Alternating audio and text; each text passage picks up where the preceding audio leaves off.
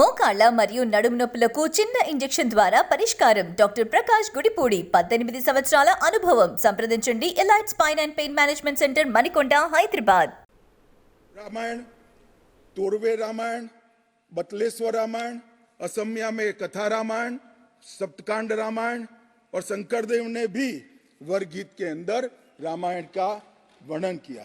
बंगला में भी रामायण मिलेगा, कश्मीर में भी राम अवतार चरित मिलेगा, बौद्ध परंपराओं में भी हनुमान जातक में रामायण का जिक्र मिलेगा, मैथिली में भी रामायण है, पंजाबी में गोविंद रामायण है। इतना ही नहीं, ओवैसी साहब चले गए, मुल्ला मसीही ने भी रामायण मसीही लिखकर सबके लिए इस आदर्श को प्रस्तावित किया है। कई सारे देशों में भी रामायण को स्वीकारा है और एक आदर्श ग्रंथ के रूप में प्रस्तावित किया है। विदेशों में नेपाल, जावा, इंडोनेशिया, कंबोडिया, तिब्बत, ये सभी देश भाषाओं में रामायण का अनुवाद भी हुआ है और उससे प्रेरणा भी ली जाती है। हमारे यहाँ आदिवासी जीवन भी एक प्रकार से अलग संस्कृति से, अलग परंपराओं से रचा बचा। उरांव में, बोडो में, संथाल में, संकाल में, बिरहोर में और छोटा नागपुर में सभी जगह स्थानीय भाषाओं में रामायण का अनुवाद भी हुआ और रामायण के आधार पर अपने जीवन को आदर्श को बनाने का काम भी हुआ। मान्यवर, राम और रामायण से अलग इस देश की कल्पना हो ही नहीं सकती। मान्यवर, ये जो राष्ट्र की इच्छा की परिपूर्ति सम्माननीय मोदी जी के हाथ से 22 जनवरी को अभिजीत मुहूर्त में हुई है। ये लड़ाई 1528 से लड़ी जा रही है। दशकों तक ये लड़ाई चली। मान्यवर, दशकों तक लड़ाई चली। लगभग 1858 से कानूनी लड़ाई चल रही है। जब से अंग्रेजों का शासन था, 330 साल के बाद कानूनी लड़ाई का आज अंत आया है और रामलला अपने गर्भगृह के अंदर विराजमान हुए हैं।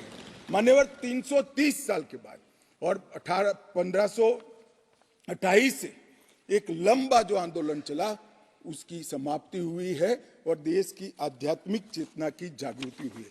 मान्यवर, मैं इतना ही कहना चाहता हूं, ये आंदोलन से अनिभिज्ञ होकर कोई इस देश के इतिहास को पढ़ ही नहीं सकता। आज से नहीं, 1528 से हर पीढ़ी ने इस आंदोलन को किसी न किसी स्वरूप से वाचा दी और ये मामला लंबे समय तक अटका रहा, भटका रहा, लटकता रहा। आज मोदी जी के समय में ही इसको परवान चढ़ना था, इस स्वप्न को सिद्ध होना था और आज देश स्वप्न सिद्ध होता हुआ दिखा है। मान्यवर, राम जन्मभूमि का जो इतिहास है ये बहुत लंबा है। अनेक राजाओं, संतों, निहंगों, अलग अलग संगठनों और कानून विशेषज्ञों ने ये लड़ाई में योगदान दिया है। मैं आज ये 1528 से 22 जनवरी 2024 तक की संपूर्ण कानूनी और युद्धों की और आंदोलनों की लड़ाई को, ये सभी योद्धाओं को बहुत विनम्रता से स्मरण करना चाहता हूं और उनकी लड़ाई जब आज समाप्त हुई है तब मुझे विश्वास है मान्यवर, वो जहां भी होंगे बड़ी आनंद की अनुभूति करते होंगे, अपनी श्रद्धा को चरितार्थ करने की अनुभूति करते होंगे। गिलहरी के समान कई लोगों ने अपना योगदान दिया और मान्यवर, ये राम सेतु जो बनना था 1528 से 22 जनवरी 2024 तक का, ये सेतु का भूमि पूजन भी नरेंद्र मोदी जी ने किया और प्राण प्रतिष्ठा भी नरेंद्र मोदी जी किया। मान्यवर, 1990 में जब ये आंदोलन ने गति पकड़ी, उसके पहले से ही भारतीय जनता पार्टी का ये देश की जनता को वादा था। हमने पालमपुर कार्यकारिणी के अंदर हमने एक प्रस्ताव पारित कर कहा था कि राम मंदिर का निर्माण, इसको कोई एक धर्म के साथ नहीं जोड़ना चाहिए। ये देश की चेतना की पुनर्जागृति का आंदोलन है। इसलिए हम राम जन्मभूमि को मुक्त कराकर कानूनी रूप से मुक्त कराकर वहां पर राम मंदिर की स्थापना करेंगे। अब इस देश में प्रॉब्लम क्या है साहब, जब चुनाव में घोषणा पत्र में लेते हैं तो कहते हैं चुनाव में वोट प्राप्त करने के लिए लिया, चुनावी वादा है। ये भाजपा ऐसे ही वादे करती है, 370 हो, राम जन्मभूमि हो, यूनिफॉर्म सिविल कोड हो, ट्रिपल तलाक समाप्त करना हो। अब ये कहते हैं आप ऐसे ही वादे करते हैं और ये वोट प्राप्त करने का जरिया होता है, और जब हम इसको पूरा कर देते हैं तो बड़ी खिलाफत करते हैं। मैं आज भी कहता हूं, भारतीय जनता पार्टी और हमारे नेता नरेंद्र मोदी जी मान्यवर जो बोलते हैं, जो कहते हैं, वो करते हैं। हमारी पार्टी का चरित्र है और ये कोई छिपी हुई बात नहीं है। किस चीज का आक्रोश? हम 1986 से कह रहे हैं कि हमारा भव्य राम मंदिर बनना चाहिए, संवैधानिक तरीके से बने। कुछ लोगों ने यहां पर और बाहर मीडिया के सामने प्रतिक्रिया व्यक्त की, वो कानून की दुहाई देते हैं।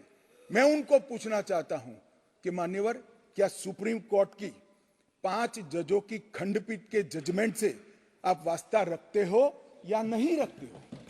भारत के संविधान से वास्ता रखते हो या नहीं रखते हो?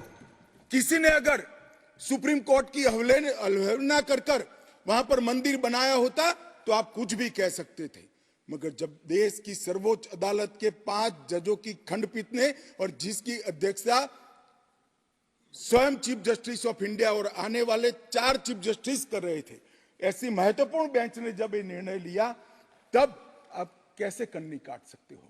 मान्यवर, निर्णय पसंद हो तो स्वीकार कर लेना, सुप्रीम कोर्ट का सम्मान करना, और कोई निर्णय पसंद ना आए तो सुप्रीम कोर्ट के भी बड़ा बूढ़ा करना, ये ठीक नहीं है। मान्यवर, सुप्रीम कोर्ट के निर्णय ने आज पूरी दुनिया में भारत के पंथ निरपेक्ष चरित्र को उजागर किया है। दुनिया में एक भी देश ऐसा नहीं है जहां बहुमत समाज ने अपनी आस्था का निर्वहन करने के लिए इतनी लंबी कानूनी लड़ाई लड़ी। हमने राह देखी है, सुप्रीम कोर्ट में लड़ाई लड़ी, और सुप्रीम कोर्ट का जजमेंट आने के बाद वहां पर आज भव्य राम मंदिर बना है। मान्यवर, जो बोल रहे हैं उनको भी सब मालूम है कि क्यों बोल रहे हैं। मैं आज फिर से कहना चाहता हूं, हमारे गुजरात में एक कहावत है, हवन में हड्डी नहीं डालनी चाहिए। पूरा देश जब आनंद में डूबा है, पूरा देश आध्यात्मिक चेतना की जागृति का अनुभव हो रहा है, भैया स्वागत कर लो, साथ में जुड़ जाओ, इसी से देश का भी भला है और सबका भला है। मान्यवर, एक लंबी लड़ाई के बाद स्थगितता में पड़े हुए मामले को नरेंद्र मोदी जी ने एक युग परिवर्तन करने के लिए, जब मोदी जी को देश की जनता ने लंबे समय के बाद और कांग्रेस के बगैर किसी दल ने पहली बार पूर्ण बहुमत के साथ प्रधानमंत्री बनाना, तब से ये लड़ाई शुरू हुई। मान्यवर, 14 से 19 तक राम जन्मभूमि मंदिर की लड़ाई चली, उसका ट्रांसलेशन हुआ, सालों लगे, लाखों पेज का अनुवाद हुआ, अनुवाद होकर कोर्ट के सामने गया, बीच में चुनाव आ गया, कोर्ट ने माना कि चुनाव के वक्त फैसला देंगे तो इसको शायद अलग दृष्टि से देखा जाएगा, कोई बात नहीं। चुनाव के बाद फिर से मोदी जी आ गए और फिर केस चला, और अंततोगत्वा जब कोर्ट ने न्याय किया, तब 5 अगस्त 2020 को 19 को मोदी जी ने इसकी नींव रखकर इसकी शुरुआत। मान्यवर, ये जो 20 से 24 की यात्रा है, वो 20 से 24 की यात्रा भी समझनी चाहिए। राम जन्मभूमि का आंदोलन ऐसे ही नहीं चला, इसके साथ हर गांव, हर घर में, हर करोड़ों राम भक्त, अनेक संगठन, भारतीय जनता पार्टी, राष्ट्रीय स्वयंसेवक संघ समेत घर घर गए, शिला लेकर गए, पूजा की, और वो पत्थर को राम मंदिर की शिला बनाकर अयोध्या तक पहुंचाने का काम। करोड़ों लोगों ने अपनी श्रद्धा, अपनी इच्छा संवैधानिक तरीके से, शांतिपूर्ण तरीके से अयोध्या पहुंचाई, और सुप्रीम कोर्ट ने जब जजमेंट दे दिया, निर्णय दे दिया, तब जाकर राम मंदिर के निर्माण की शुरुआत हुई। अडवाणी जी ने सोमनाथ से अयोध्या यात्रा भी की, और इसके साथ साथ निहंगों ने शुरू करी हुई लड़ाई, अशोक सिंघल जी जो चरम सीमा पर ले गए थे, अडवाणी जी ने जन जागृति की और मोदी जी ने जन आकांक्षा की पूर्ति कर कर एक आध्यात्मिक चेतना का जागरण कर दिया। मान्यवर, ये पूरा